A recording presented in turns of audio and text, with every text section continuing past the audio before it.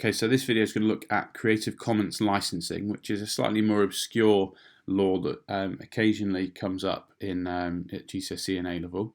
And Creative Commons is a license which allows you to legally share media and software online using one of 4 types of license type. So quite often you might see it under the Creative Commons licensing are for open source software, for instance. So the 4 different license types are attribution, share alike, non-commercial and no derivative works.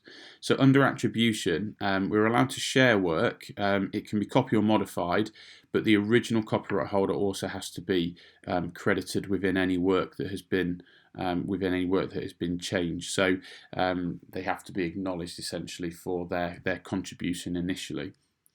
Under the share alike Creative Commons, we can modify work, but it can only be distributed with the same license as the original. So, for instance, if it was a free-to-use piece of software, so it was freeware, and then you modified it and changed it in some way, it would then be redistributed, but it would also have to remain as freeware in that sense.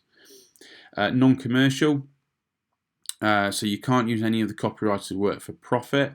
So quite a lot of software that we use in like schools, for instance, comes under non-commercial Creative Commons. So you're allowed to use it within like an education setting, but if you were to make any money from it, or you were to use it to make any money, that would be breaking the terms of the license agreement, and you would have to pay for the software. And then the final one, no derivative works.